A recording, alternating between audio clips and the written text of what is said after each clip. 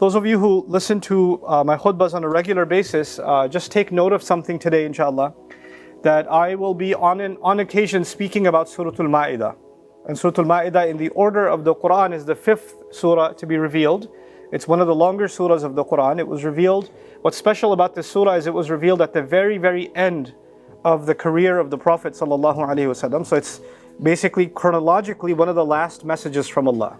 It's one of the last messages from Allah. And it's important to know some of the background of when the surah was being revealed and why it means something significant for Muslims before we take any lessons from this surah. So I'll mention a couple of things about that quickly that I won't be repeating in other khutbahs. I expect you to remember some of that, inshallah ta'ala, so that it'll be easier for you to take benefit from some of these reminders. You see, Rasulullah sallallahu alaihi wasallam was sent not just as a messenger to the Arabs, he was sent as a messenger to all of humanity. And by the time Makkah was conquered, now it was time to acknowledge that Muslims are going to be interacting with people from around the world.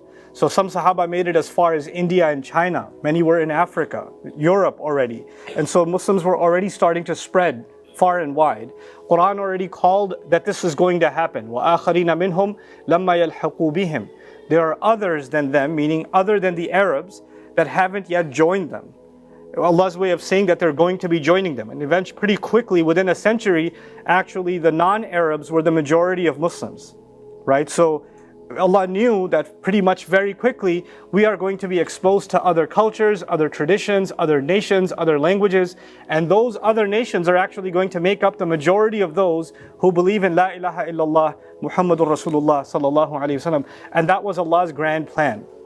Part of that plan is to prepare Muslims on how they're going to deal with these other nations. What is going to be the way that they interact with them? How are they going to, because human beings at the end of the day have to deal with each other. They have to be neighbors with each other. They have to do business with each other. They have to interact with each other. And so the mindset with which we are going to engage the world was given to us in Surah Al Ma'idah. Now you're ready to see the world. Now you're ready to engage with the world. And the first exposure we were going to have, and the primary exposure the Muslims were going to have, was going to be with the Christian people and the Jewish people.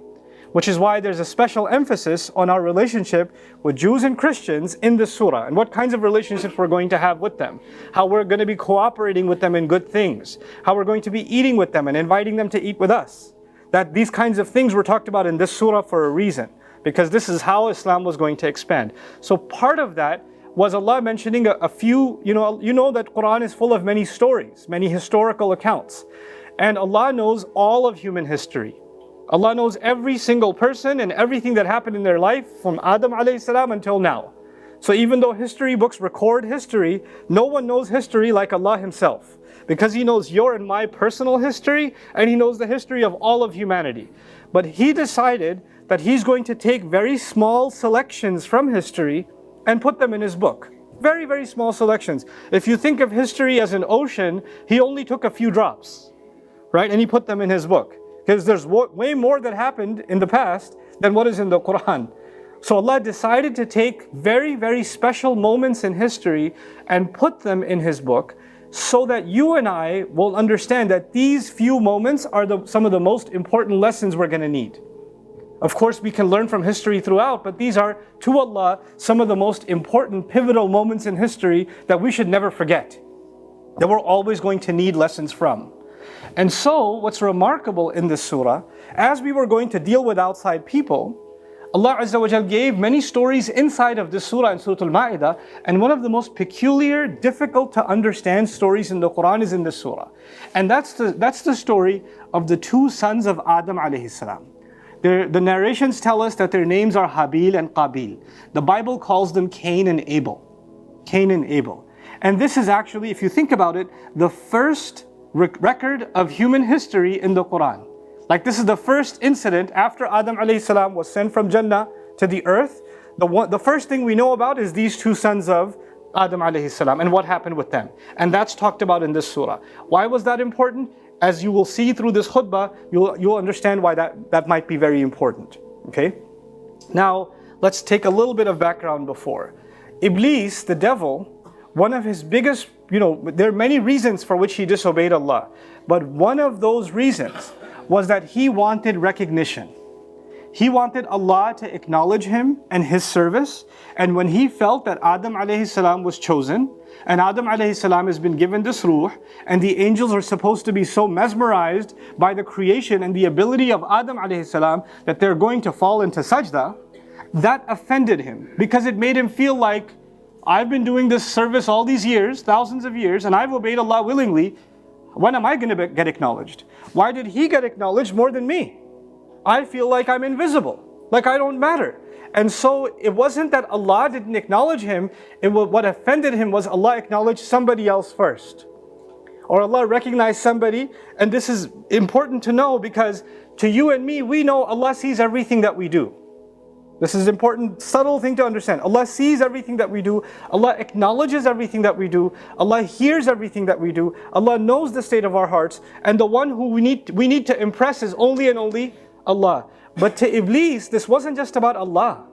This was about what all the other angels are supposed to be impressed with him. How come they're not supposed to be impressed with me? This actually wasn't about recognition before Allah.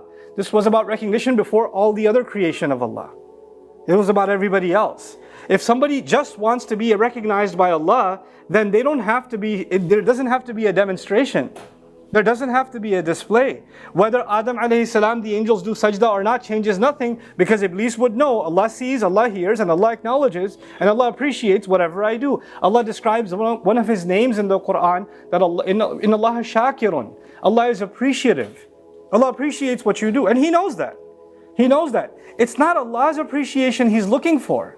He's actually looking for it to be demonstrated before other creation. So other people can see, other angels can see how awesome He is. And that recognition, that acknowledgement, He didn't get it. And this upset Him. This is one of the things that really upset Him.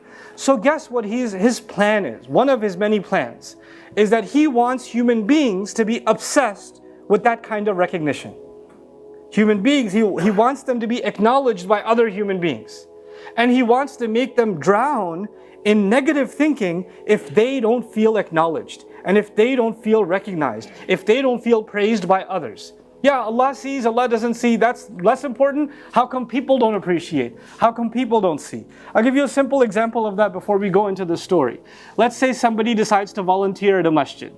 They come every day, they vacuum the place, they help set up, and they give the adhan in the morning and all of it, right? And then at the end, the masjid has a fundraiser, and at the fundraiser, the guy doing the fundraiser says, we'd like to acknowledge our volunteers. We'd like to thank our volunteers from the masjid, especially Brother Muhammad, who moved here last week.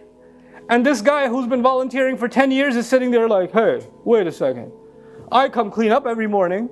I give the adhan in the morning. I'm the one who opens up and locks up. And who gets the special great acknowledgement? The guy who moved here last week. What is this? I'm never coming to this masjid again. I'm never donating again. Forget this. I want a refund. You know, and he's upset. He's genuinely upset. Why is he upset? Everything you did in Allah's house, you did for Allah's recognition. For Allah's recognition. But what offended you was people didn't recognize it. And if you were looking for people's recognition, then you should just let it be known that it's for people. You see, and sometimes these thoughts are a good way to test who are we actually doing something for. The devil wanted the recognition of everyone else, not himself, not Allah's. Allah's recognition is already there. Allah is the all-seeing, all-knowing. That's already there. But that wasn't enough. Now let's come to this story. وَاتْلُ عَلَيْهِمْ نَبَأَ ابْنَيْ آدَمَ. Read on to them, narrate to them the news, the account, the historical events of the two sons of Adam. Okay, Allah didn't even mention their names. And when Allah doesn't mention, I told you Habil and Qabil, that's not mentioned in Qur'an. That's not mentioned in Qur'an. That comes from narrations. There's a reason Allah does not mention names. He wants your focus on something else. He wants you to pay attention to what He's saying. The lessons are more important than the dates and the regions and the locations and their ages and other geographical data and biographical data. That's less important. The lesson is more important. So focus on the lesson. Read on to them the news of the two sons of Adam. Okay. And what does Allah say then? Bil haqq. Tell them this account with purpose. Meaning I'm telling you this story, and the story is true, but the story also has a purpose. The purpose of the story is not information. The purpose of the story is not that you know this happened. The purpose of the story is you will find some purposeful lessons for you, for me, that are going to affect our life. That's why he's telling us this story. Yes, this happened many tens of thousands of years ago, God knows how many years ago. And if you don't know the story, here's the brief summary. One brother killed the other. A murder happened. It's a murder story. But why is he telling us this? If that's just the information.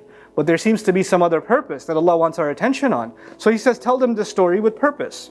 إِذْ قَرَّبَا قُرْبَانًا, when both of them offered a sacrifice.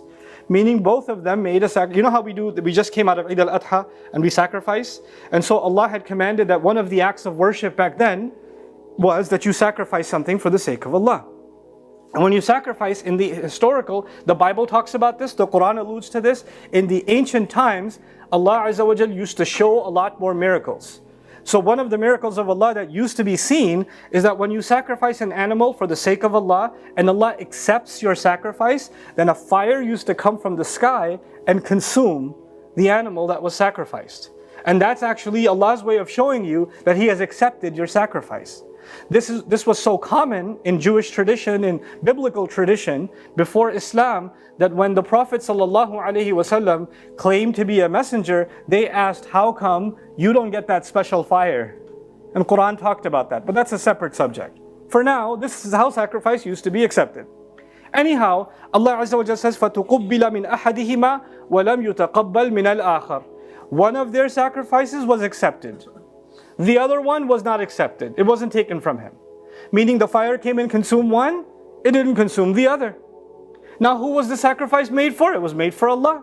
Just like when the udhiyah is done, today it's done for the sake of Allah. Just like when prayer is done for the sake of Allah. So the sacrifice was done purely for the sake of Allah. Now if, for example, somebody does something for the sake of Allah and they find out Allah has not accepted it. Allah has not accepted it. Then who should they be concerned with? Themselves. What did I do wrong? What is missing in me? Maybe my intentions weren't pure enough. Maybe my income wasn't pure enough. Maybe the words I said wasn't right, etc. Maybe the ritual wasn't performed correctly. I don't know what I did wrong. The focus would be on what you did wrong.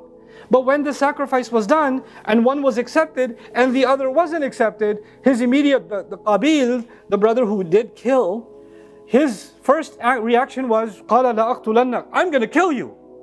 He tells his brother, I'm going to kill you. Now this creates a confusion. Why is he going to kill his brother? Because his sacrifice was accepted.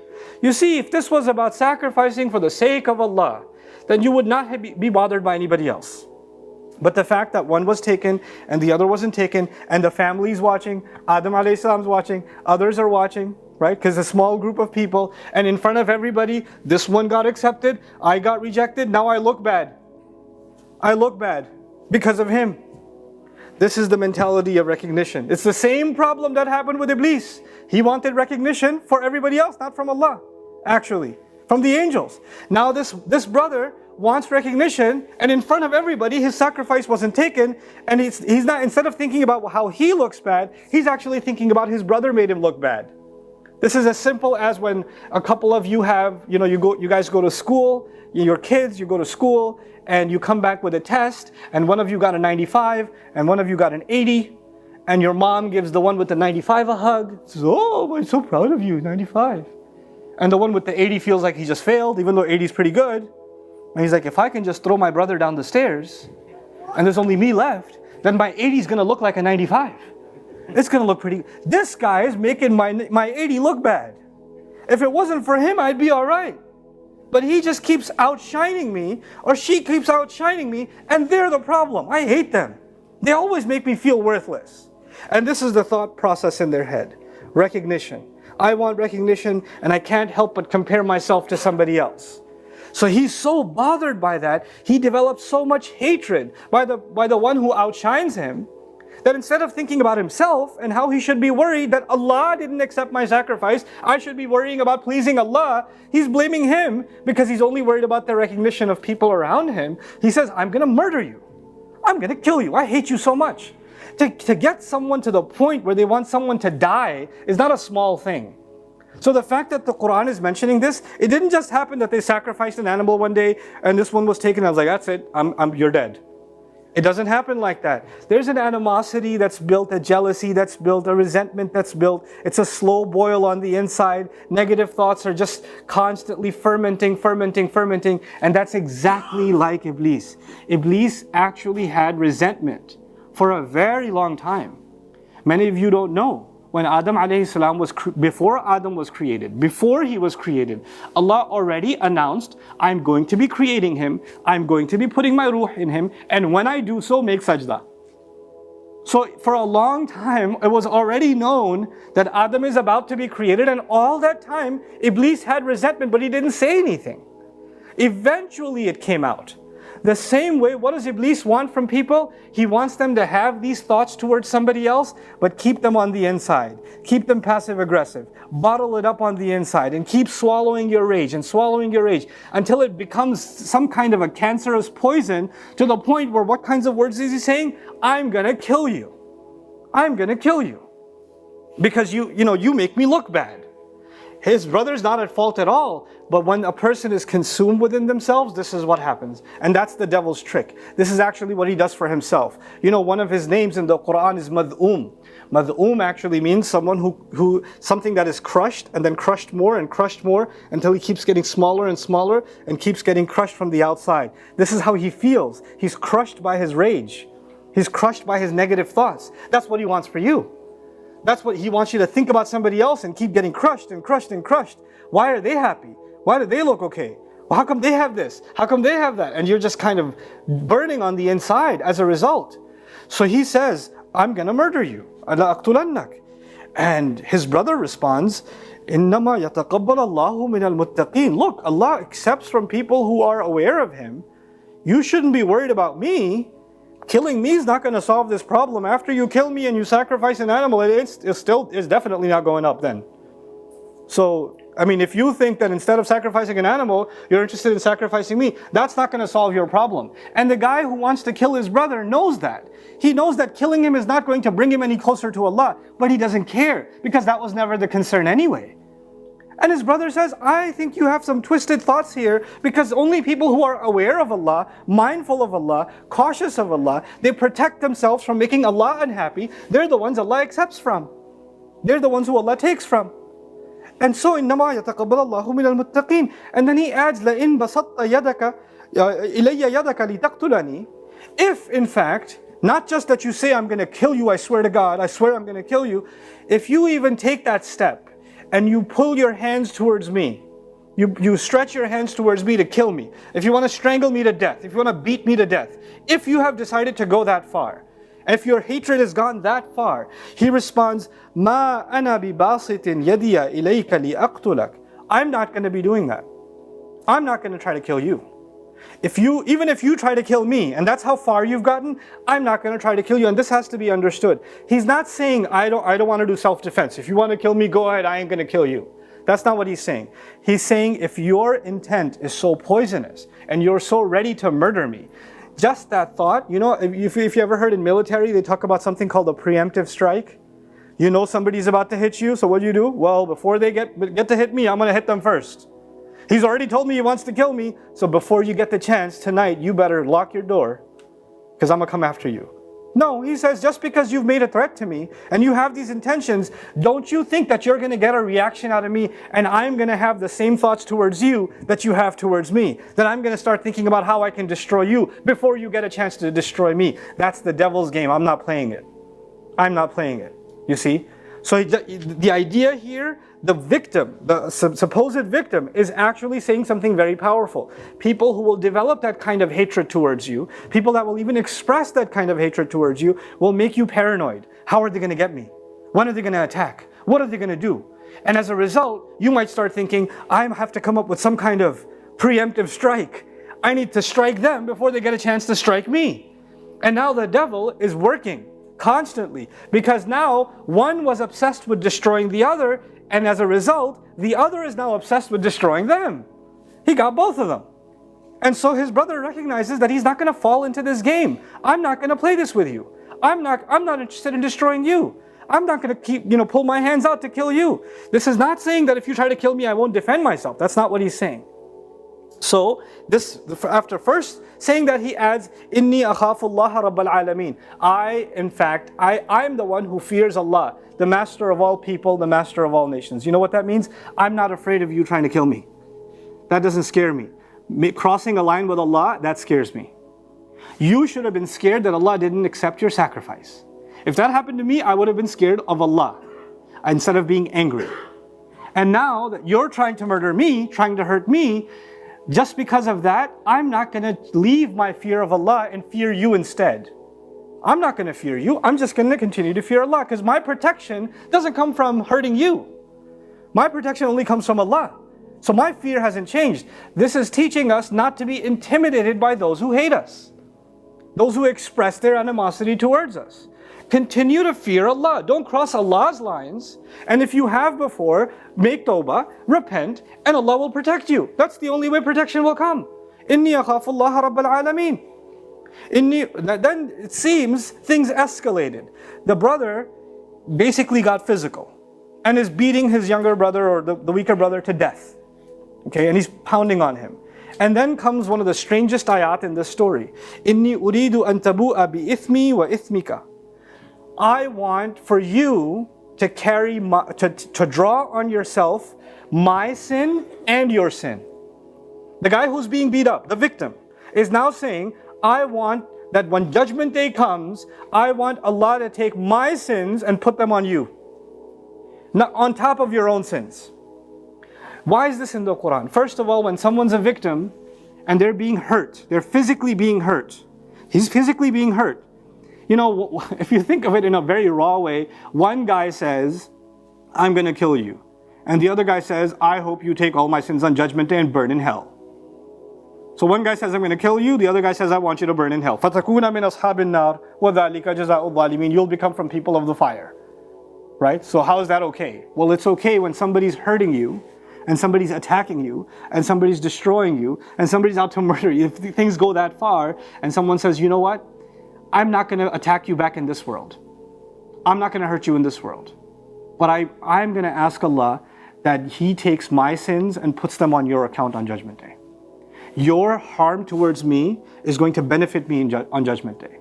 You know, interestingly, you may have heard when somebody talks about you or hurts you that they're giving you their good deeds. He doesn't even say, I hope I take your good deeds. It's like he's telling about his brother, I don't think you have that many good deeds anyway. So I'm not worried about taking your good deeds. But you know what? On Judgment Day, I'm going to take my sin. I want my sin to be carried by you on top of your own sin. And then you'll be from people who burn in hell. فَتَكُونَ مِنْ أَصْحَابِ النَّارِ. You'll be from the people of the fire. And that's what wrongdoers get. That's the final compensation. Killing me will accomplish what? What will you gain? Hurting somebody else will increase your rizq. How? You know, the devil has destroyed so many people. Is his anger and rage and frustration and the hatred that he has inside of him, has it ever been cooled off? Is he burning any less? No. So you think that hurting somebody else is going to somehow cool you off on the inside? No, it won't. It won't. Especially if it's rooted in this kind of misplaced jealousy and misplaced rage. Instead of looking at the fault of your own, you compare yourself to somebody else and you just want to see them hurt. That's what's going to happen. You're just going to keep on burning in this life and then for real in the next one. So then Allah says, فَطَوَّعَتْ لَهُ. You know, فَطَوَّعَتْ لَهُ نَفْسُهُ قَتْلَ أَخِيهِ فَقَتَلْ. Then the person who wanted to kill, his inner self made it easy for him. He convinced himself, just do it, just end this. When he heard, oh, I'm going to burn in hell, I hate you even more now. And he kills him. And he commits that murder. He actually immediately does, and when he does it, Allah describes him, فَأَصْبَحَ مِنَ الْخَاسِرِينَ. Then he became from those that have lost. In his mind, he was going to gain. All he gained was loss. All he got out of this was loss. I take you back to what happened.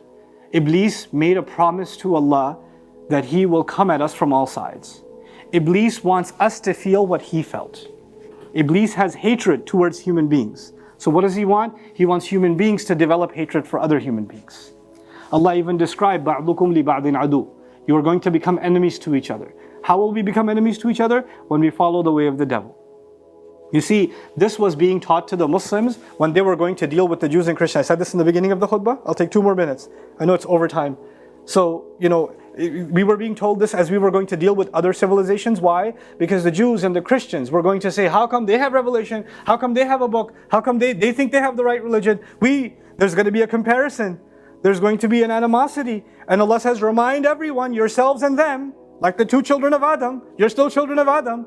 Don't develop that kind of jealousy and animosity towards each other. But how are Muslims going to demonstrate this lesson to others if we can't even get over this lesson in our own family, in our own personal lives? If we don't even remember what this is, and we carry that kind of negativity inside of us towards other people, and others are carrying it towards ourselves. If that's the case, how are we going to ever actually be a hujjah for the other nations that are supposed to see the beauty of Islam? They're supposed to see the beauty and the power of Islam. So this sentiment towards others, this negativity towards others, is actually the first lesson that Allah decided to choose from all of human history to remind us from. Inshallah ta'ala, in the next khutbah, I'll try to conclude some of the lessons from this surah, or this story, because we didn't get a chance to finish it this time. Barakallahu li wa lakum fil Qur'an al-Hakim, wa nafa'ani wa iyyakum bil ayati wa dhikr al-Hakim.